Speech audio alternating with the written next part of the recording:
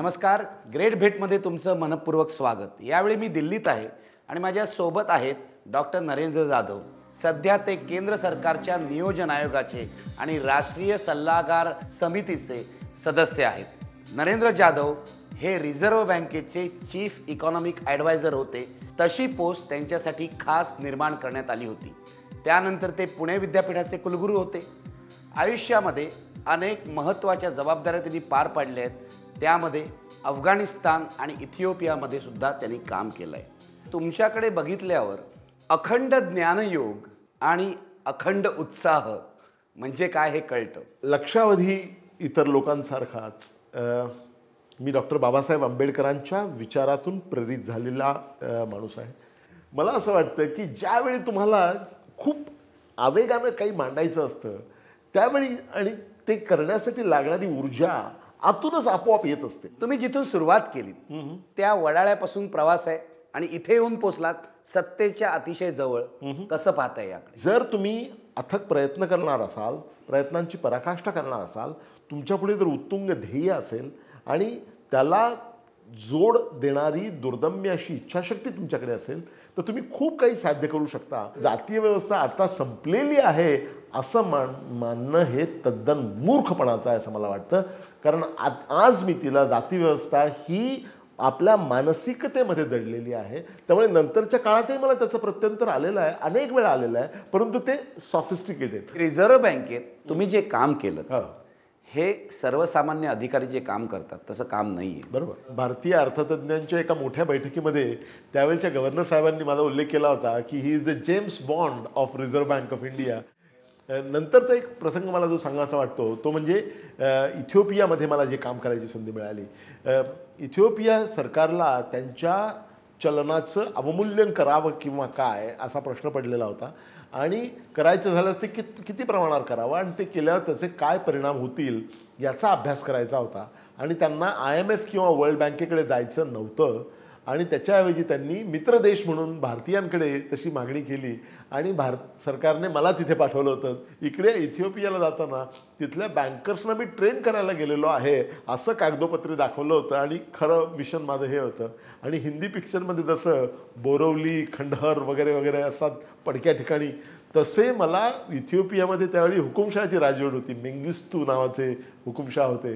तर त्यांच्याबरोबर आणि त्यांच्या फायनान्स मिनिस्टरबरोबर माझी आदिस अबाबा शहराच्या बाहेर खंडहरमध्ये वगैरे आमची भेट व्हायची. वैराण जागेमध्ये भेट व्हायची आणि तिथे तो 10 लिमोझिन घेऊन तो हुकुमशाह येत असे आणि त्या काळ्या लिमोझिन असायच्या आणि त्यातल्या कुठल्या कारमध्ये बसलेला आहे हुकुमशाह हे सिक्युरिटीला सुद्धा माहीत नसायचं.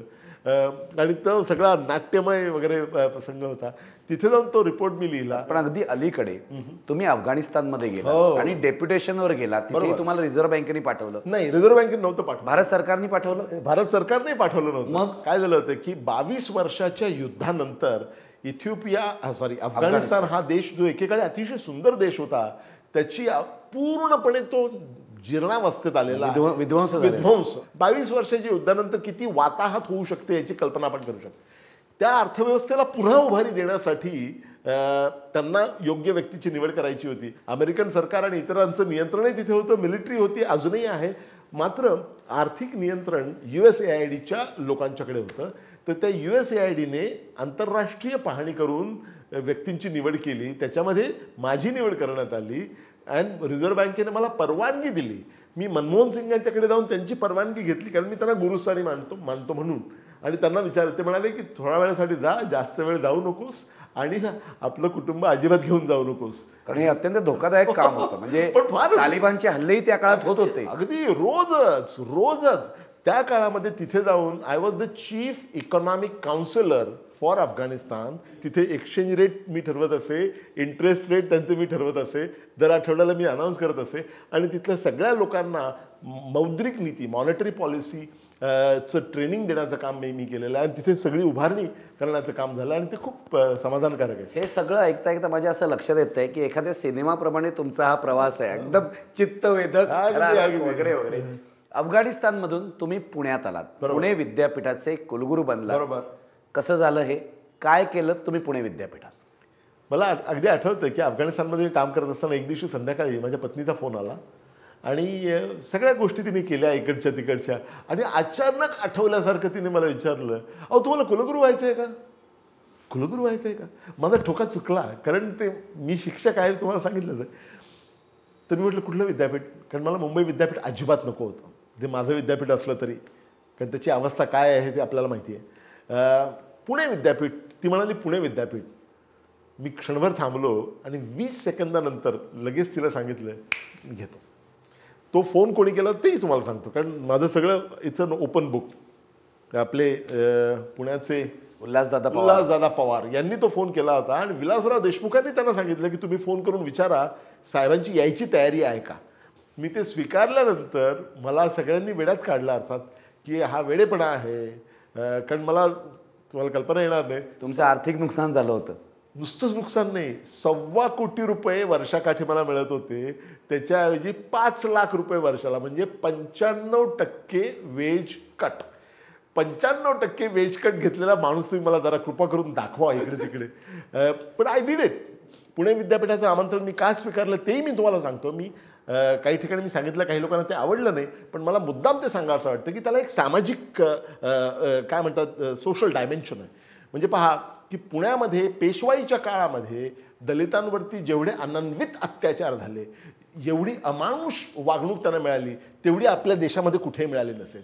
म्हणजे जिथे त्यांना शहराच्या बाहेर जावं लागत होतं दिवसाच्या शेवटी संध्याकाळ झाल्यानंतर, जिथे त्यांना शहरामध्ये वावरताना गळ्यामध्ये गाडगं बाळगावं लागत होतं की ज्यांच्या थुंकीमुळे जमिनीचा विटाळ होऊ नये म्हणून, ज्यांची सावली अंगावर पडू नये किंवा सावली पडल्यामुळे रस्त्याचा विटाळ होतो म्हणून कमरेला झाडू बांधायला त्यांना लागत होता, त्या पुण्यामध्ये सामाजिक सुधारणा खूप झालेल्या आहेत. अर्थातच खूप बदलही झालेले आहेत, परंतु पेशवाईच्या काळामध्ये ही जी अमानुष अवस्था होती, त्या पुण्याच्या परिसरातल्या पुणे विद्यापीठाचा कुलगुरू म्हणजे पोपसारखं तो जॉब आहे.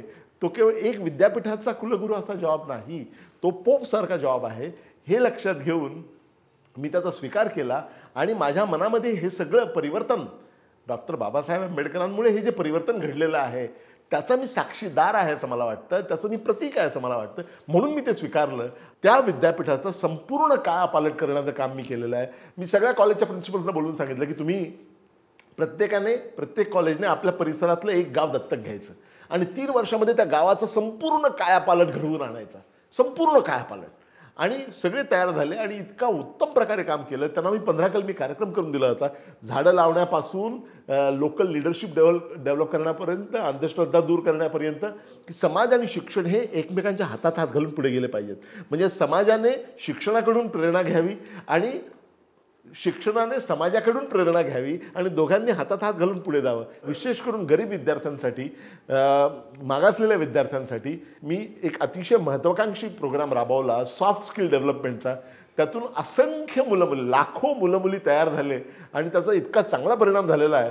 I cannot. हे अमेरिकेमध्ये आफ्रो एशियन विद्यार्थ्यांसाठी जशा प्रकारचं स्किल डेव्हलपमेंट होतं तशाच प्रकारचं तुम्हाला सांगतो ना, एक भिल्ल समाजाची मुलगी एअरोस्टेस झाली आणि तिने मुलाखत देताना सांगितली की केवळ या जाधव सरांनी केलेल्या प्रोग्राममुळे आम्हाला प्रेरणा मिळाली म्हणून मी प्रयत्न केला, नाही तर मला तर असा प्रयत्नही कधी करायचा नव्हता, माझ्या मनातही आलं नव्हतं आणि त्याच्यामुळे मला यश मिळालेलं आहे. दिस इज व्हेरी व्हेरी इम्पॉर्टंट. खूप योजना राबवल्या. एक ज्येष्ठ नागरिकांची योजना मी राबवली, तुम्हाला माहिती आहे का, की स्पेशल PhD प्रोग्राम फक्त ज्येष्ठ नागरिकांसाठी. PhD प्रोग्राम त्याच्यात 2 अटी असतील. पहिली अट म्हणजे किमान 60 वर्ष पाहिजे आणि दुसरी अट म्हणजे कुठल्या तरी विद्यापीठाचा कुठल्या तरी विषयाचा बॅचलर्सची पदवी पाहिजे. आणि मी पहिला विद्यार्थी कोण घेतला असेल तुम्हाला माहिती आहे का? तुमचे मित्र प्रकाशभाई मोहाडीकर, वय वर्ष 91. Prakashbhai Mohadikar was my first student, 91 years old. 6 महिन्याच्या आत मी पुणे विद्यापीठातून नियोजन आयोगामध्ये यायच्या काळामध्ये सरकारने UGCने सांगितलं की हे चालणार नाही, तुम्ही PhDच्या अटी शिथिल करू शकत नाही, आमच्या फार कठीण अटी असतात, त्या अटी तुम्ही, ते सब घोडे 12% अशा प्रकारची मनोवृत्ती असलेले हे सगळे ब्युरोक्रॅट असतात. हे अत्यंत महत्त्वाचं, सामाजिकदृष्ट्या फार महत्त्वाचं होतं. त्यांनी सांगितलं की तुम्हाला हे करता येणार नाही, त्यांनी ते बंद पाडलं. मला तुम्हाला सांगायला विशेष आनंद होतो की आता नियोजन आयोगामध्ये माझ्याकडे जी खाती आहेत, खूप मोठी मोठी खाती आहेत, त्यामध्ये शिक्षण हेही आहे. आत्ता 12वी योजना जी आम्ही नुकतीच फायनलाइज केली आहे, त्यामध्ये आता UGCला मी निर्देश दिलेले आहेत की त्यांनी सगळ्या विद्यापीठांमध्ये ज्येष्ठ नागरिकांसाठी PhD सुरू करावी, सगळ्या विद्यापीठांमध्ये. म्हणजे नियोजन आयोगामध्ये येऊन तुम्ही UGCला सरळ करण्याचं काम अगदी अगदी इन मेनी वेज. म्हणजे त्यांनी त्यावेळी, मी व्हाईस चान्सलर असताना ते बंद पाडलं होतं. अत्यंत महत्त्वाची योजना असून सुद्धा आता ती त्यांना कंपल्सरी करण्यात आलेली आहे आणि त्यांच्या वतीनं आता सगळ्या विद्यापीठांना ती 12व्या योजनेमध्ये कंपल्सरी होण्याची शक्यता आहे. आमचं बाप आणि आम्ही, बरोबर. हे मराठीतलं विक्रमी खपलेलं पुस्तक आहे. मराठीतल्या सगळ्या बेस्ट सेलर्सचा बाप असलेलं हे पुस्तक आहे. आमचा बाप आणि आम्हीची सध्या 155वी एडिशन चालू आहे 20 वर्षात. 20 वर्षामध्ये.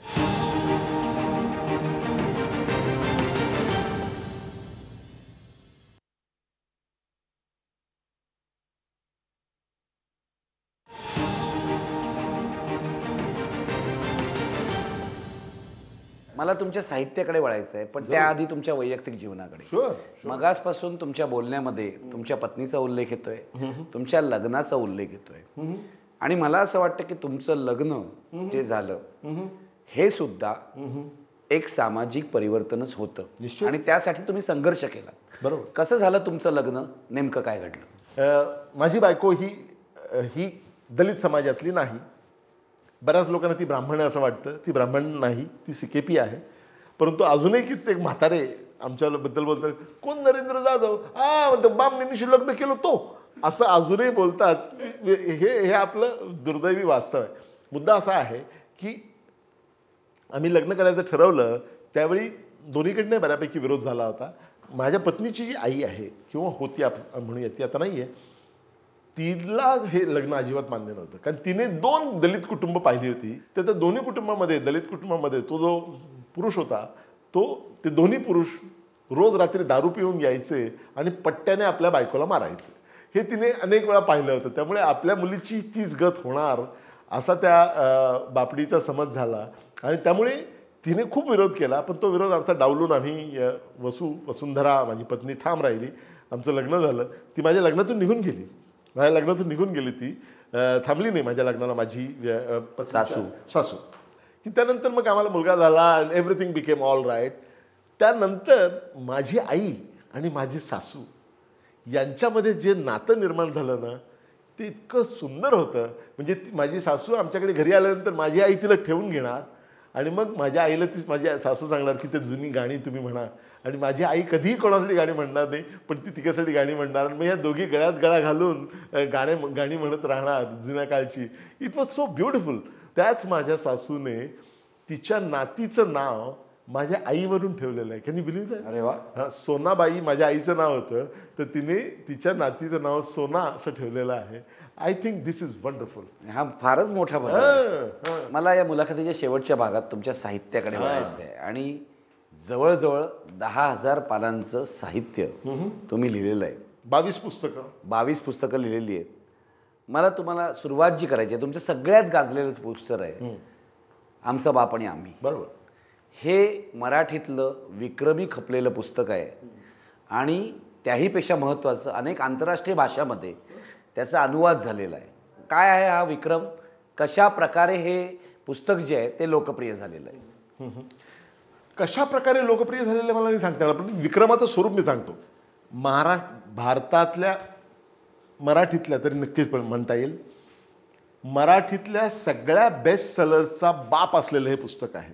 म्हणजे आपण पाहतो की 3 वर्षामध्ये जर एक आवृत्ती संपली तर ते पुस्तक यशस्वी मानण्यात येतं. 10 आवृत्त्या म्हणजे डोक्यावरून पाणी. बेस्ट सेलर आमचा बाप आणि आम्हीची सध्या 155वी एडिशन चालू आहे 20 वर्षात. 20 वर्षामध्ये. म्हणजे लोकांच्या तोंडाला फेस येतो ऐकून. आत्ता अलीकडच्या काळामध्ये गेल्या आठवड्यामध्ये बेस्ट सेलर्सची यादी प्रसिद्ध झाली, त्यामध्ये याचा उल्लेखही नाही आहे. एका पुस्तकाची 37वी एडिशन आली म्हणून त्याच्यावर अग्रलेख गेल्या आठवड्यात लिहिले गेले. आमचा बाप आणि आम्हीची 155वी एडिशन आहे. हा एक पराक्रम. दुसरा पराक्रम असा आहे, जो पराक्रम बाय द वे वसंत बापटांनी मला 1993 साली सांगितलं होतं की तुमचं पुस्तक हे मराठी वाङ्मयाच्या इतिहासातला मोठा मानदंड होणार आहे. हे त्यांनी, वसंत बापटांनी त्यावेळी सांगितलं होतं. मराठीमध्ये ते लोकप्रिय झाल्यानंतर मी त्याचं इंग्रजी रूपांतर केलं. इंग्रजी रूपांतर करताना मी त्याचं भाषांतर केलेलं नाही, इंग्रजीमध्ये पुन्हा नव्यानं ते लिहिलेलं आहे. नव्यानं लिहिलेलं आहे. कारण अमेरिकन लोकांना जातीव्यवस्था वगैरे भारतातली त्याच्याबद्दल पूर्णपणे अंधकार, त्यांना काहीच कल्पना नाही त्याची. त्यामुळे ती कळावी म्हणून ते सामाजिक डायमेन्शन आणलेलं मी जातीव्यवस्थेबद्दलही विस्तारानं त्यामध्ये लिहिलेलं आहे. तर ते भारतीय भाषेमधून अमेरिकेमध्ये लिलाव बोलीमध्ये विकलं गेलेलं पहिलं पुस्तक म्हणजे आमचा बाप आणि आम्ही. ते अनटचेबल्स या नावानं प्रसिद्ध झालं. आज मी त्याला त्याची वेगवेगळ्या 18 ते 20 भाषांमध्ये ते गेलेलं आहे. 18 ते 20 मी यासाठी म्हणतो की काही भाषांमधलं भाषांतर सध्या चालू आहे आणि युरोपियन भाषांमध्ये, इंग्लिश भाषेमध्ये तर आहेच, फ्रेंचमध्ये आहे, स्पॅनिशमध्ये आहे, थाय भाषेमध्ये गेलेलं आहे. निळू फुले असं म्हणाले होते आमचा बापबद्दल की साने गुरुजींनी महाराष्ट्राला आदर्श आई दिली आणि नरेंद्र जाधवांनी महाराष्ट्राला दिला तो आदर्श बाप. म्हणजे मराठीमध्ये 20 वर्षामध्ये 1,55,000 हा महाप्रचंड पराक्रम समजला जातो. इथे 5 वर्षामध्ये 2,65,000. मी तुम्हाला सांगतो की कुठल्या भारतासारख्या देशामध्ये महाराष्ट्रामधल्या एका दलित कुटुंबामध्ये आलेल्या तिथल्या मुलाचं त्याच्या बापाबरोबर संबंध हे कोरियामधल्या उद्योगपती असलेल्या लोकांना आपल्या मुलांनी वाचावेत असं वाटणं वैश्विक साहित्य म्हणजे आणखी वेगळं काय आहे. अगदी बरोबर आहे. वैश्विक साहित्याला देशाच्या मर्यादा नसतात आणि माणसं इथून तिथून सारखीच असतात. कस्टम्स वेगळ्या असतात पण माणसं सारखीच असतात. त्यामुळे माझ्या भावानं मला जे सांगितलं होतं की लेखक झाला तर तुला उपाशी मरायला लागेल, ते संपूर्णपणे मी खोटं ठरवलेलं आहे असं मला वाटतं. आणि आमचा बापवरती आता चित्रपट तयार होतो आहे. अच्छा, चित्रपट होत आहे. नाना पाटेकर त्यात माझ्या बापाची भूमिका करणार आहे आणि अमृता राव नावाच्या एक प्रोड्युसर आहेत, त्या प्रोड्यूस करतायत. आणि संजय पवार त्याचं पटकथा लेखन करतायत. त्याला थोडा विलंब लागतोय पण ते लवकरच सेटवरती जाईल. मुलाखत चालू झाल्यापासून हे घड्याळाचे टोले आपण ऐकतो. मला विचारायचं आहे की आपली मुलाखत हे घड्याळ ऐकतंय म्हणजे तुमचे वडील ऐकताय. बरोबर. किंबहुना याला अमेरिकेमध्ये ग्रँडफादर क्लॉक म्हणतात. ते माझ्या घरात माझ्या बापाचं प्रतीक आहे. ते अशा अर्थानं की माझा बाप अनेक गोष्टी करत असे. खूप कामं त्यांनी केली इकडे तिकडे. ब्रिटिश सरकारच्या ब्रिटिश कुटुंबामध्ये हरकाम्याचं कामापासून खूप वेगवेगळी कामं केली. ते बेसिकली मेकॅनिकल माइंडसेट त्यांचा होता आणि त्यांच्याकडे एक छोटं असं घड्याळ होतं जुन्या स्टाईलचं. रोज ते त्याचं तेल पाणी करायचे आणि त्याच्या दोऱ्या ओढून पाहायचे आणि अशा खालून बघायचे. त्यांची आठवण म्हणून हे घड्याळ आहे. अर्थात ते ज्यावेळी मी हे पाहिलं अमेरिकेला दुकानामध्ये त्यावेळी माझा पाय तिथून निघेना. माझ्या पत्नीला मी सांगितलं हे घड्याळ मी बरोबर घेऊन जाणार आहे. ते इथे आणायला खूप अडचणी आल्या, खूप प्रयत्न करावे लागले, परंतु ते मी घेऊन आलो. माझ्या दृष्टीनं हे घड्याळ म्हणजे माझ्या बापाचं प्रतीक आहे आणि त्यामुळे आपली ही मुलाखत हे घड्याळ ऐकतंय म्हणजे माझा बापच ऐकतोय अशी तुमची जी भावना आहे तीच माझी भावना आहे. महाराष्ट्र सरकारने तुम्हाला एकही पुरस्कार दिलेला नाही, हे खरं का? अगदी खरं आहे, अगदी खरं आहे. मला हे धक्कादायक आहे. म्हणजे तुम्हाला म्हणजे महाराष्ट्रात काय जे पुरस्कार जाऊन मागतात मंत्रालयात त्यांनाच मिळतो का?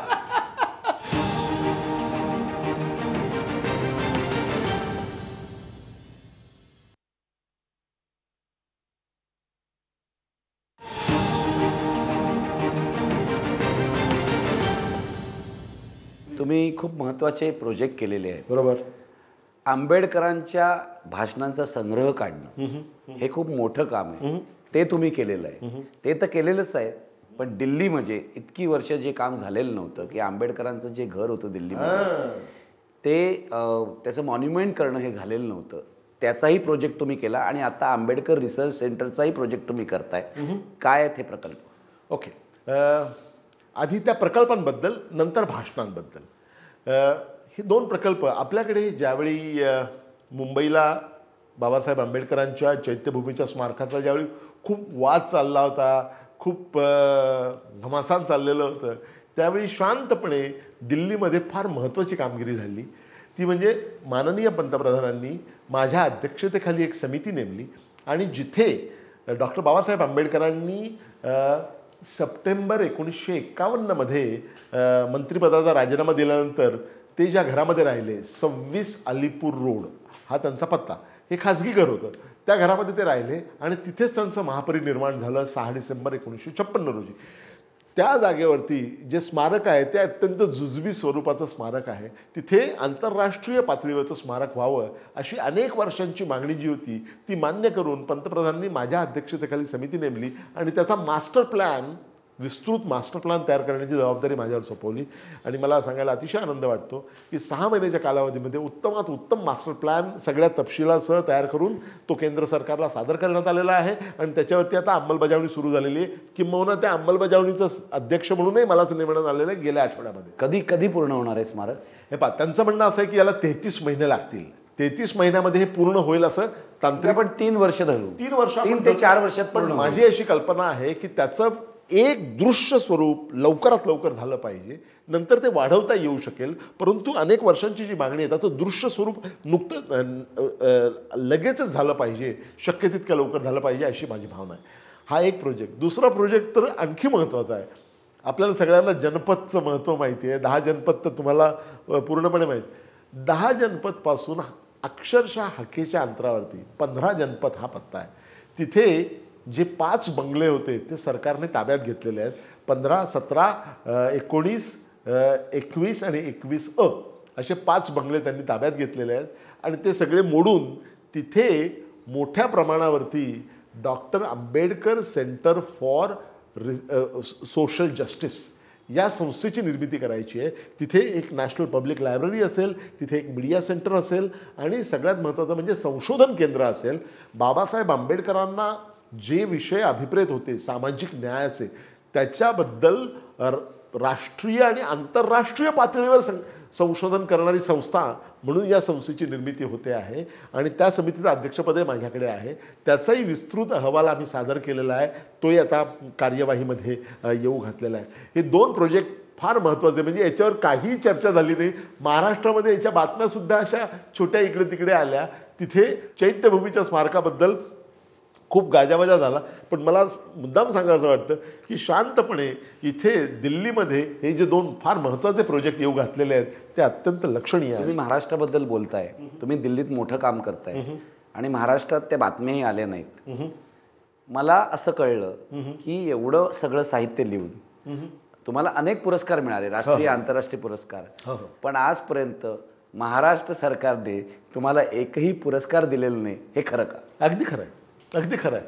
आणि आता हे का व कसे हे माझ्यापेक्षा तुम्हाला जास्त चांगलं माहिती. पण मला हे धक्कादायक आहे. म्हणजे तुम्हाला असू दे. म्हणजे महाराष्ट्रात काही जे पुरस्कार जाऊन मागतात मंत्रालयात त्यांनाच मिळतो का?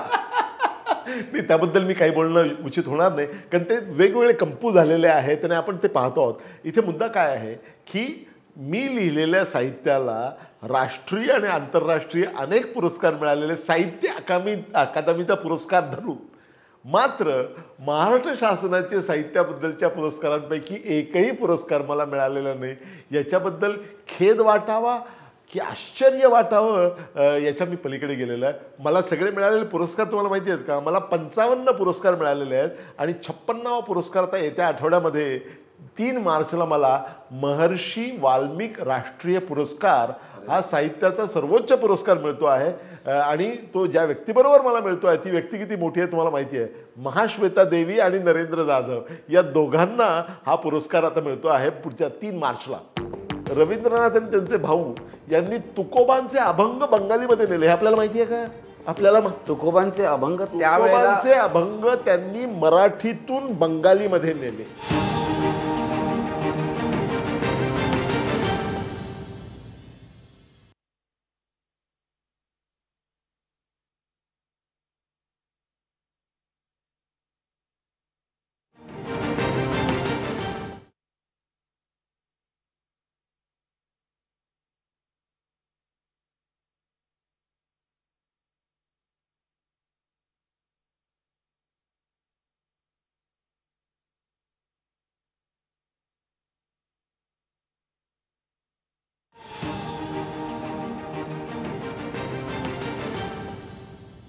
तुमची जी ग्रंथसंपदा आहे त्याची माहिती तुमच्या वेबसाईट 22 ग्रंथ, 100 पेक्षा जास्त रिसर्च पेपर आणि 27 महत्त्वाचे रिपोर्ट, हे सगळं तुमच्या वेबसाईटवर आहे. बरोबर. तरुण माणसांनी ते वाचावं अशी माझी इच्छा आहे. बरोबर. पण एक प्रकल्प तुम्ही केला की रवींद्रनाथ टागोरांचं सगळं साहित्य, कविता असतील, बाकीच्या गोष्टी असतील, मराठीमध्ये आणलं. माझा प्रश्न असा आहे की हे कसं केलं आणि रवींद्रनाथच का? मुंबईला 2010 साली मुंबईला एका कार्यक्रमाला मी आलो होतो. तिथे मला एक जुना मित्र भेटला आणि त्यांनी माझ्या हातामध्ये रवींद्रनाथांच्या गीतांजलीचं नुकतंच आलेलं भाषांतर माझ्या हातात दिलं आणि सांगितलं की या कविता तुमच्या आवाजामध्ये आपल्याला रेकॉर्ड करायच्या आहेत आणि कमर्शियल म्हणून मला त्या विकायच्या आहेत. मी आव्हान म्हणून स्वीकारलं. मी ते घेतलं आणि त्या कविता वाचल्या. त्या कविता वाचल्यानंतर माझी पहिली प्रतिक्रिया अशी होती की ज्या कवितांना नोबेल पारितोषिक मिळालेले आहेत त्या कविता इतक्या भिकार कशा? मी भाषांतर वाचत होतो. मग मी म्हटलं असं शक्यच नाही. ज्या कविताच्या संग्रहांना नोबेल प्राईज मिळालेलं आहे त्या मुळातूनच वाचल्या पाहिजेत. भाषांतरामध्ये काहीतरी गडबड आहे की अतिशय भिकार वाटत आहेत ह्या. म्हणून मी ओरिजिनल वाचायला लागलो. ओरिजिनल वाचायला लागल्यानंतर मी तोपर्यंत कवितांच्या प्रांतामध्ये शिरलो नव्हतो आणि मी त्यात वाहत गेलो. इतका प्रचंड मोठा अनुभव तो होता. मग रवींद्रनाथ असे हळूहळू कळत गेले आणि मी त्यात शिरत गेलो. आणि रवींद्रनाथांचं ते 150वें वर्ष होतं. 150व्या वर्षीची जयंती होती. त्यानिमित्तानं त्यांच्या जयंतीच्या दुसऱ्या दिवशी मी 3 पुस्तकं प्रकाशित केली आणि मला त्या 3ही पुस्तकांचा खूप अभिमान वाटतो. त्यातलं पहिलं पुस्तक जे आहे भयशून्य चित्त जेथ. भयशून्य चित्त जेथ हे त्यांच्या 151 कवितांचं भाषांतर आहे आणि त्या कविता मी डाव्या बाजूला इंग्रजीत दिलेल्या आहेत, उजव्या बाजूला मराठी. ही कविताही फार सुरेख आहे. त्या कवितेकडे आपण येतोच आहोत. 84 कविता संग्रह त्यांनी लिहिले. आपल्याला त्यातला गीतांजली हा एक महत्त्वाचा एक संग्रह आहे. पण त्यांच्या सगळ्या संग्रहामधल्या वेगवेगळ्या मूड्सच्या कविता त्यांनी 2552 कविता लिहिलेल्या आहेत. त्या वेगवेगळ्या मूड्सच्या कविता निवडून मी तो संग्रह केलेला आहे. 151 कविता. त्यांची 150वी जयंती होती म्हणून 151 कविता. नंतर माझ्या लक्षात आलं की रवींद्रनाथ हे इतकं महान व्यक्तिमत्व होतं आणि त्यांचं व्यक्तिमत्व जसं कळत गेलं अतिशय आश्चर्य मला वाटतं. माझी आत्ता या क्षणी अशी खात्री आहे की मानवी इतिहासामध्ये अखिल मानवाच्या इतिहासामध्ये लिओनार्दो विंची नंतर एवढी वेगवेगळी परिमाणं असलेली व्यक्ती अजून झालीच नाही. प्रत्येक गोष्ट म्हणजे त्यांनी कविता केल्या नोबेल प्राईज. कथा, भारतीय कथा रवींद्रनाथांपासून सुरू होतात. कादंबऱ्या त्यांनी लिहिलेली गोरा नावाची कादंबरी ही वॉर अँड पीसच्या तावडी म्हणजे तोलामोलाची कविता आहे. त्यांनी असंख्य 56 नाटकं लिहिली, नृत्य नाटिका लिहिल्या, त्यांनी केलेली भाषणं, त्यांनी लिहिलेले लेख इतकं प्रचंड म्हणजे संख्येने इतकं आहे आणि गुणवत्तेने इतकं प्रचंड आहे. रवींद्रनाथ आणि त्यांचे भाऊ यांनी तुकोबांचे अभंग बंगालीमध्ये नेले. हे आपल्याला माहिती आहे का? आपल्याला तुकोबांचे अभंग त्यांनी मराठीतून बंगालीमध्ये नेले. दुसरा मुद्दा, रवींद्रनाथ खूप श्रीमंत होते, जमीनदार होते, त्यामुळे त्यांना सर्वसामान्य लोकांची जाणीव नव्हती असा एक प्रवाद त्यांच्याबद्दल आहे आणि त्यांच्याबद्दल अनुद्गार खूप लोकांनी काढलेले आहेत त्यावेळेच्या लोकांनी. त्यांच्या रवींद्रनाथांच्या काही कविता अशा आहेत की त्या कवितांखालचं जर नाव तुम्ही काढून टाकलं तर एखाद्या दलित विद्रोही दलित कवीने लिहिलेल्या कविता वाटाव्यात अशा अस्पृश्यतेवरची त्यांची कविता आहे. हे अभागी देशा, अनबिलिव्हेबल. इतकी इतकी इतकी उत्तम कविता ती आहे. त्यामुळे त्यांच्या कवितामध्ये आहेत त्या खूपच महत्त्वाच्या आहेत आणि त्यावरती ते एक पुस्तक केलेलं आहे. पण ते कवितांवर थांबले नाहीत. त्यांनी आयुष्यामध्ये इतकी सर्वंकष कामगिरी केल्यानंतर तुम्हाला आश्चर्य वाटेल की म्हणजे ते लेखक साहित्यिक वगैरे तर होतेच, म्हणजे कवी, कथाकार, नाटककार, कादंबरीकार, भाषणकार, निबंधकार, बाल साहित्यकार. त्याचबरोबर ते संगीत तुम्ही जर पाहिलं, रवींद्र संगीत हा बंगाली लोकांचा आत्मा आहे. प्रत्येक बाबतीमध्ये त्यांनी एकदम टोकाची कामगिरी केलेली, अत्युच्च कामगिरी. त्यांनी नाटकं लिहिली, दिग्दर्शित केली, त्यात भूमिका केल्या. 56 वर्षापर्यंत ते नाचत होते, नर्तक म्हणून सुद्धा. आणि कहर म्हणजे वयाच्या 64व्या वर्षी रवींद्रनाथ टागोरांनी चित्रकला सुरू केली. त्या टागोरांवरती मी पहिलं कवितांचं पुस्तक लिहिल्यानंतर दुसरं त्यांचं समग्र साहित्य दर्शन असं पुस्तक लिहिलं. पण या दोन्ही पुस्तकाच्या पलीकडे हे दोन्ही अनुवाद आहेत, निवडक गोष्टींचे अनुवाद. तिसरं पुस्तक आहे ते माझं फार आवडतं पुस्तक आहे. रवींद्रनाथ टागोरांचं पहिलं विश्लेषणात्मक चरित्र मी लिहिलेलं आहे. त्यांच्या सगळ्या अंगप्रत्यंगां, त्यांच्या सगळ्या पैलूंची आठवण करून देणारं, त्यांच्या सगळ्या पैलूंचं विश्लेषण करणारं, त्यांचं महाराष्ट्राबद्दल असलेलं नातं सांगणारं. तुम्हाला गंमत म्हणून सांगतो, त्यांच्या आयुष्यामध्ये त्यांच्या 4 गर्लफ्रेंड होत्या. त्यापैकी मी त्यांना अनुरागिणी असा शब्द वापरला आहे. कारण मैत्री आणि प्रेम याच्यामध्ये जी अवस्था असते ती अनुरागाची अवस्था, म्हणून त्या अनुरागिणी. त्यापैकी 2 नंबरची अनुरागिणी जी होती ती मराठी मुलगी होती. गिरगावामध्ये 65 कांदेवाडी हा पत्ता असलेली मराठी मुलगी होती. आणि ज्यांचं व्याकरणाचं पुस्तक वाचून तुमची माझी जनरेशन पुढे आली ते तरखडकर. त्या तरखडकरांच्या मोठ्या भावाची ही मुलगी अन्नपूर्णा तरखडकर. अरे बापरे. तिचं नाव त्याला ॲना म्हणून तिचा उल्लेख आहे. आणि ती त्यांची सखी एकेकाळची. म्हणजे ते अगदी कोवळे असताना, ते 18 वर्षी असताना, म्हणजे ते इंग्लंडला ते जाण्यापूर्वी त्यांना इंग्लिश मॅनर्सची सवय व्हावी, इंग्लिश भाषेची सवय व्हावी म्हणून त्यांच्या बंधूंनी त्यांना मुंबईमध्ये कांदेवाडीमध्ये या तरखडकरांच्या घरामध्ये काही दिवस ठेवलं होतं. तिथे ही नाजूक भावना तिथे फुललेली आहे. या सगळ्या गोष्टींबद्दल मी विस्ताराने लिहिलेलं आहे. त्यांचे आणि टिळकांचे संबंध, त्यांचे आणि आईन्स्टाईनबरोबर त्यांचे झालेले वाद, आणि महात्मा गांधींच्या बरोबर ते त्यांचे संबंध फार फार सुंदर. ते सगळं व्यक्तिमत्व इतकं प्रचंड प्रभावी आहे. एक प्रसंग असा आहे जिथे आंबेडकर, टागोर आणि महात्मा गांधी एकत्र येतात. तुम्हाला माहिती आहे तो प्रसंग असा आहे की आता महात्मा गांधी हे टागोरांपेक्षा 8 वर्षांनी मोठे. आणि त्यांनी महात्मा गांधींनी ज्या ज्यावेळी चूक केली त्यावेळी पहिल्यांदा त्यांची चंपी करायचं काम कोणी जर केलं असेल तर टागोरांनी केलेलं. म्हणून टागोरांना त्यांनी सेंटिनल असं म्हटलं होतं. महात्मा गांधी हे महात्मा गांधींपेक्षा 8 वर्षांनी टागोर मोठे आणि महात्मा गांधींपेक्षा 22 वर्षांनी लहान आंबेडकर.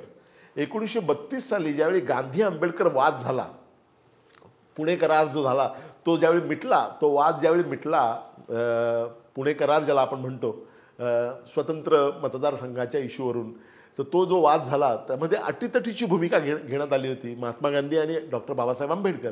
आणि दोन्ही बाजूंनी ते लावून धरली होती आणि खूप अटीतटीची. मग शेवटी गांधीजींनी प्राणांतिक उपोषण आरंभलं. महात्मा गांधींनी आयुष्यामध्ये व्यक्तीविरुद्ध केलेलं एकमेव उपोषण हे बाबासाहेब आंबेडकरांच्या विरुद्ध केलं. ते उपोषण ज्यावेळी त्याची सांगता झाली त्यावेळी गांधीजींनी म्हणजे सही करण्यापूर्वी त्यांनी सांगितलं की आधी टागोरांना बोलवून घ्या.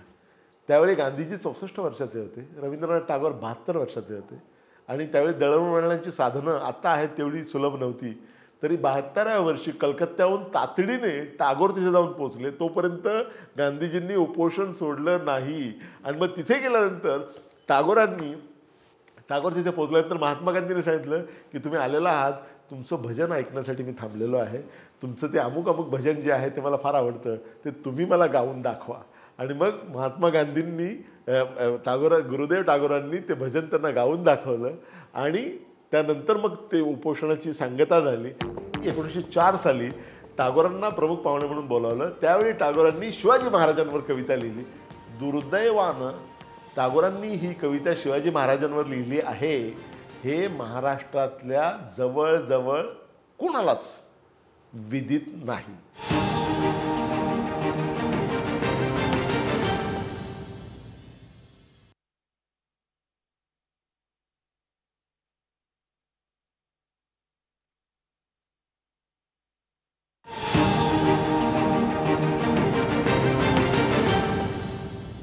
टागोर आणि महाराष्ट्राचं नातं होतं. बरोबर. आणि तुमच्या या पुस्तकामध्ये टागोरांनी शिवाजीवर केलेली कविता Right. मला असं वाटतं या मुलाखतीचा शेवट त्या कवितेवरच झाला पाहिजे. आणि ती टागोर आणि महाराष्ट्रातलं नातं जे आहे अधोरेखित करणारी उत्तम गोष्ट ठरेल. ती कविता आपण घेऊया. बरोबर. त्या कवितेची पार्श्वभूमी मुद्दाम सांगतो की ज्यावेळी लोकमान्य टिळकांनी देशभरामध्ये जनजागृतीसाठी गणेशोत्सवाची सुरुवात केली त्यावेळी काही ठिकाणी त्यांनी शिवाजी उत्सव सुरू केला होता. तर कलकत्त्यामध्ये त्यावेळी जे एक पत्रकार आणि लेखक होते तुमच्यासारखे पत्रकार, त्यांचं नाव शंकर गणेश देऊस्कर, त्यांनी कलकत्त्यामध्ये शिवाजी उत्सव सुरू केला. ते साल होतं 1904. आणि पहिल्या वर्षी त्या कार्यक्रमाचे प्रमुख पाहुणे म्हणून कोणाला बोलावलं तर टागोरांना. टागोरांना 1913 साली नोबेल पारितोषिक मिळालं. 11ला मिळालं पण ते 13ला प्रत्यक्षात दिलं. मग त्याच्या 7 वर्ष आधी 1904 साली टागोरांना प्रमुख पाहुणे म्हणून बोलावलं. त्यावेळी टागोरांनी शिवाजी महाराजांवर कविता लिहिली. दुर्दैवानं टागोरांनी ही कविता शिवाजी महाराजांवर लिहिली आहे हे महाराष्ट्रातल्या जवळजवळ कुणालाच विदित नाही. हे दुर्दैव आहे की टागोरांनी यांच्याबद्दल शिवाजी महाराजांबद्दल उत्तमात उत्तम कविता लिहिलेली आहे, मोठी कविता जी त्यांनी त्यांच्या धीरगंभीर आवाजात कलकत्त्याच्या टाउन हॉलमध्ये वाचून दाखवली. ही कविता फक्त बंगालीमध्ये उपलब्ध आहे, ती मी मराठीमध्ये आणलेली आहे आणि ती कविता मी आपल्याला आता वाचून दाखवणार आहे. शिवाजी उत्सव.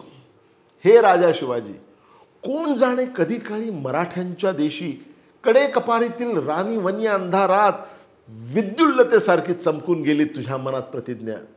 विस्कटलेल्या विदीर्ण झालेल्या भारत देशाला मी स्वराज्य धर्माच्या सूत्रात जोडून घेईन. त्या दिवशी हा वंगदेश झोपूनच राहिला. नाही आला तो धावून बाहेर. नव्हता काही संदेश, नव्हता शुभंकर शंखनाद. बसले होते शांतमुखी ग्रामवासी सारे निवांत स्वस्थ. आणि तिकडे मराठ्यांच्या प्रांती चेतविलेस अग्निकुंड तू युगांताच्या क्षितिजावर विद्युताग्नीनं. त्या प्रलयंकारी समयी थरारला तुरा मोगलांच्या शिरपेचातल्या एखाद्या पिकल्या पानाप्रमाणे. हे शिवाजी राजा, हे राज तपस्वी वीरा, तुझी ती उदात्त भावना विधात्याच्या भांडारात जतन करण्यात आली आहे. काळाला त्याचा एखादा कण तरी नष्ट करता येईल का? तुझा प्राणयज्ञ, स्वदेश लक्ष्मीच्या मंदिरातील तुझी साधना आज भारत देशाचं धन बनली आहे युगायुगांसाठी. हे राजसन्यासा, निर्झर जसा पत्थर विदीर्ण करून होतो जागा, तसा तू प्रकटलास. दीर्घकाळ अज्ञातात राहून सारं जग झालं विस्मयचकित. साऱ्या आकाशाला भरून टाकते ज्याची पताका, तो हा शिवराया. इतका काळ इतका लहानगा होऊन कोठं बरं झाकून राहिला होता आजवर. मी पूर्व भारतातला कवी काय हे अपूर्व दृश्य पाहतो आहे. बंगालच्या अंगणात कशी रे दुमदुमली तुझी नौबत.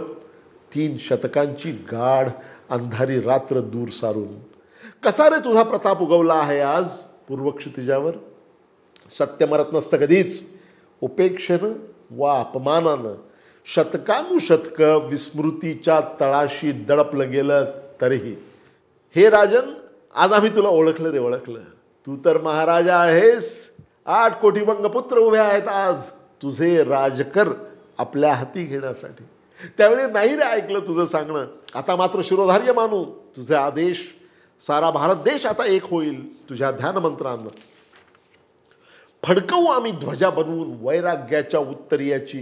तेच रे आम्हा दरिद्री लोकांचं सामर्थ्य. या भारत देशात स्वराज्य धर्म जागृती होणार.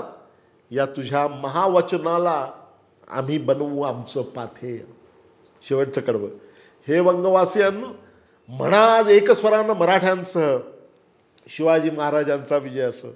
हे वंगवासियांनो, चला तर आज सजून धजून महोत्सवाला मराठ्यांसह एकत्र. आज एकाच सभास्थानी पूर्व पश्चिम एक होतील भारत देशाचे युद्धाशिवाय आणि करतील गौरव एका पुण्यनामाचा. वा.